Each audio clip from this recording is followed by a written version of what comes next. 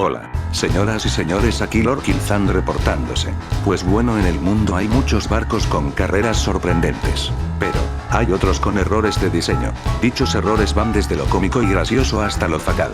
Por eso les traigo los 4 peores errores de diseño naval de la historia. Sin más, comenzamos. 1. RMS Asturias. El RMS Asturias fue un transatlántico construido en Belfast en 1925 para la Royal Mail Steam Packet Company, RMSP. Era conocido por innovación. Fue el barco a motor diésel más grande del mundo en el momento de su botadura, una innovación que su compañía esperaba que lo hiciera más eficiente y rentable que los barcos de vapor. Ruta y lujo. Cubría la prestigiosa ruta entre Southampton y Sudamérica, y era considerado un buque de lujo. Vida de guerra. Fue requisado por la Royal Navy al comienzo de la Segunda Guerra Mundial y convertido en un crucero mercante armado, Ankh. En 1943, fue torpedeado por un submarino alemán, sufriendo daños catastróficos que lo dejaron fuera de servicio por años. Servicio final. Tras extensas reparaciones, regresó al servicio civil como buque de emigrantes y, más tarde, como buque de tropas, hasta que fue desguazado en 1957. El error de ingeniería inicial. El principal problema de diseño del RMS Asturias, y su gemelo, el Alcántara, radicaba en su sistema de propulsión original y su velocidad insuficiente. Motores diésel de bajo rendimiento. El RMS Asturias fue concebido con motores diésel para aprovechar la supuesta eficiencia de esta tecnología. Sin embargo, su velocidad de crucero resultó ser demasiado lenta, alrededor de 16 nudos, para competir eficazmente con otros transatlánticos en el Atlántico. Vibraciones excesivas. Además de la baja velocidad, los motores diésel originales producían fuertes vibraciones que afectaban la comodidad de los pasajeros, un factor crítico en un buque de lujo. La solución de ingeniería. El problema de ingeniería fue tan evidente que la compañía decidió realizar una costosa y significativa reconstrucción al cabo de solo 9 años de servicio. Conversión total, 1934. El RMS Asturias fue enviado de vuelta al astillero para un cambio radical. Se le retiraron los motores diésel y se le instaló un nuevo sistema de turbinas de vapor más potente. Mejora de velocidad. Esta conversión aumentó su velocidad en aproximadamente 2 nudos, resolviendo el problema de competitividad. Cambios estructurales. Durante esta modificación, se hicieron otros cambios, como la elevación de las chimeneas y una revisión de los alojamientos de pasajeros para mejorar el confort. 2. Clase Bittern. La clase Bittern fue una serie de balandras de guerra construidas para la Royal Navy en la década de 1930. Eran una desviación de los diseños de balandras anteriores y se construyeron con un propósito claro, que luego cambió drásticamente. Propósito original, década de 1930. El diseño original estaba pensado para servir como escolta antisubmarina y antiaérea de alta mar. El nombre original de la clase a menudo se conoce como la clase Kingfisher, aunque los buques mejorados se conocieron como Bittern. Innovación en la propulsión.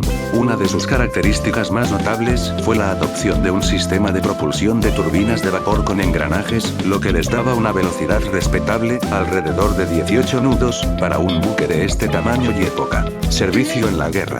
Estos buques sirvieron extensamente durante la Segunda Guerra Mundial, principalmente como escoltas de convoyes y en tareas de patrulla. Eran buques robustos y fiables.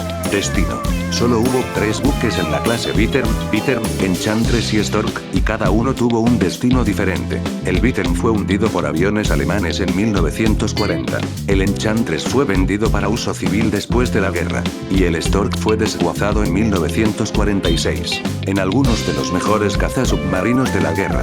El error o problema de ingeniería. El principal problema con la clase Bittern no fue un error de ingeniería que obligara a una remodelación costosa, como en el caso del RMS Asturias. Más bien, fue un error de diseño conceptual y un compromiso desequilibrado que se hizo evidente al inicio de la Segunda Guerra Mundial. Compromiso desequilibrado. Prioridad antiaérea sobre antisubmarina. Enfoque en armamento antiaéreo pesado. La clase Bittern fue diseñada con una prioridad en su armamento antiaéreo, particularmente después de la amenaza aérea que quedó clara en la Guerra Civil Española. Estaban equipados con 2 cañones de doble propósito de 4 pulgadas $, 102 milímetros. Deficiencia antisubmarina. Para mantener el desplazamiento y el costo bajos, se hizo un compromiso crítico en el equipo y las armas antisubmarinas.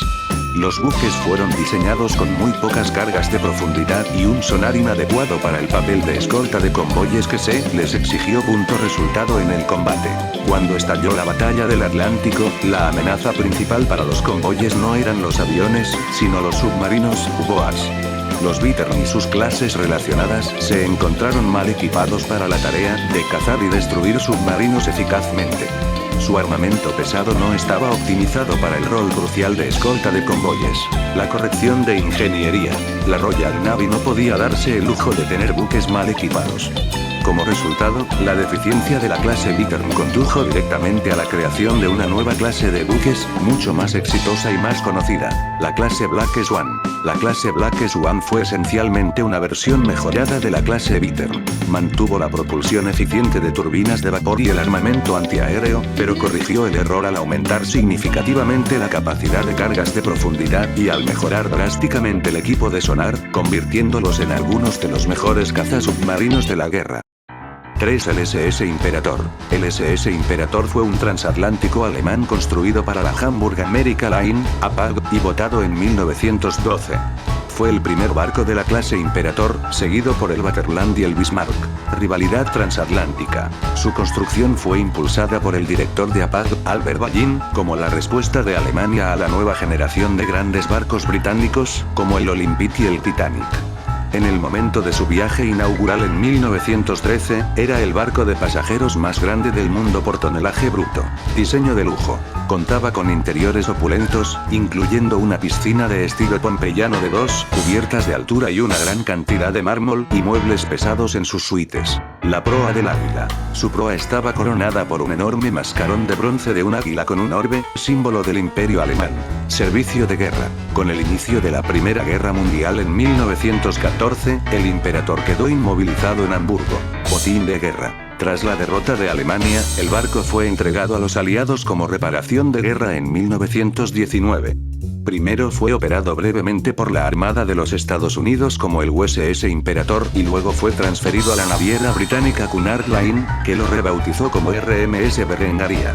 Sirvió exitosamente para Cunard hasta su desguace a finales de la década de 1930. El error de ingeniería. El gran error de ingeniería del Imperator se centró en su estabilidad insuficiente y un centro de gravedad, CG, demasiado alto. El problema. Exceso de peso en altura. El diseñador, queriendo maximizar el lujo y la percepción de tamaño, cargó la superestructura del barco con materiales excesivamente pesados, incluyendo decoración pesada, el uso de mármol en los baños y suites de primera clase, y muebles pesados en las cubiertas superiores. El mascarón de proa. El gigantesco y pesado mascarón de bronce del águila en la proa fue un factor que contribuía al peso en la parte superior del buque y exacerbaba los problemas de manejo. Superestructura alta. Las estructuras de las cubiertas superiores eran inherentemente pesadas en un barco de ese tamaño y diseño. El resultado de esta acumulación de peso en la parte superior fue una altura metacéntrica, GM, baja, lo que hacía que el barco fuera inestable. Esto se manifestó de dos maneras críticas. Balanceo excesivo. El Imperator tendía a balancearse de forma lenta y pronunciada incluso con mares moderados. Esto no solo era incómodo para los pasajeros, sino que también era peligroso, ya que un barco que se balancea demasiado lento y con amplitud tiene menos capacidad para recuperarse de grandes inclinaciones. Manejo deficiente. La inestabilidad afectó negativamente su manejo general, especialmente a bajas velocidades. La corrección de ingeniería. Los problemas del Imperator fueron tan evidentes y graves que APAC se vio obligada a retirarlo del servicio en octubre de 1913, solo unos meses después de su viaje inaugural, para realizarle drásticas modificaciones de ingeniería. Reducción de peso en altura. Se eliminaron todos los baños de mármol de las suites de primera clase y se reemplazaron por otros más ligeros. Gran parte del mobiliario pesado fue reemplazado por versiones de mimbre o materiales más ligeros. Reducción de altura. La altura de las tres chimeneas fue reducida en casi 3 metros, 10 pies. El famoso mascarón de bronce del águila fue retirado y reemplazado por una versión más ligera, ya que el original incluso se cayó durante una escala en Nueva York y tuvo que ser recuperado. Aumento de peso en profundidad, lastre. Se inyectó cemento en la parte inferior del casco para actuar como lastre sólido y rebajar así el centro de gravedad. Estas extensas reformas lograron mejorar la estabilidad y el manejo del Imperator, permitiéndole reanudar su carrera en el Atlántico. Cuando fue adquirido por los británicos y renombrado Berengaria, ya era un buque mucho más estable y fiable. 4. El RMS Empress Ireland. El RMS Empress Ireland fue un transatlántico de pasajeros construido en Glasgow, Escocia, y votado en 1906 para la Canadian Pacific Railway, CPR. Ruta transatlántica. Desde su viaje inaugural, cubrió regularmente la ruta clave entre Quebec, Canadá, y Liverpool, Inglaterra, transportando miles de pasajeros, muchos de ellos inmigrantes con destino a Canadá. Diseño. Era un barco de tamaño considerable para su época, diseñado con doble hélice y una buena velocidad de crucero. Al igual que otros transatlánticos, estaba equipado con una serie de mamparos estancos destinados a contener el agua en caso de un daño en el casco. El desastre, 29 de mayo de 1914. El Empress Ireland zarpó de Quebec en su viaje número 96. En las primeras horas de la mañana, mientras navegaba por el río San Lorenzo, se encontró con una densa niebla cerca de Pointe-Opere. Fue embestido por el buque carbonero noruego SS Storstad. Hundimiento rápido. La colisión abrió una enorme brecha en el lado de estribor del Empress Ireland, justo entre los mamparos. El barco se hundió en tan solo 14 minutos, llevándose consigo la vida de 1012 personas, más de 1477 a bordo, lo que lo convierte en el peor desastre marítimo en la historia de Canadá. El desastre fue rápidamente eclipsado en la prensa por el inicio de la Primera Guerra Mundial. El error de ingeniería y procedimiento, el fatal defecto del Empress Ireland no se debió a una sola falla, sino a una combinación letal de compromisos de diseño y errores humanos de procedimiento que anularon las características de seguridad del barco. 1. El error de diseño. Mamparos incompletos y estabilidad comprometida. El fallo crítico de diseño fue que los mamparos estancos, que debían garantizar que el barco se mantuviera a flote con un par de compartimentos inundados, no se extendían lo suficiente. Los mamparos, aunque presentes, no se extendían lo suficientemente alto dentro del casco, solo hasta la cubierta de refugio inferior, especialmente en comparación con los estándares que se implementarían después del desastre del Titanic. Consecuencia de la inundación. Cuando el Storstad impactó, el agua entró rápidamente en los compartimentos. A medida que el barco se inclinaba, escoraba, hacia estribor, el agua pudo sobrepasar fácilmente la parte superior de los mamparos por debajo de la cubierta principal, desbordando un compartimento tras otro. Esto se conoce como inundación progresiva, o de arriba hacia abajo. Una vez que el agua superó los mamparos, el rápido hundimiento era inevitable. 2. El factor humano. Ojos de buey abiertos. El error de diseño se convirtió en un desastre total por una falla de procedimiento. Ojos de buey de babor abiertos. En los barcos de la época, la ventilación dependía de mantener abiertos los ojos de buey de los camarotes, incluso después de zarpar. Reglamento VS.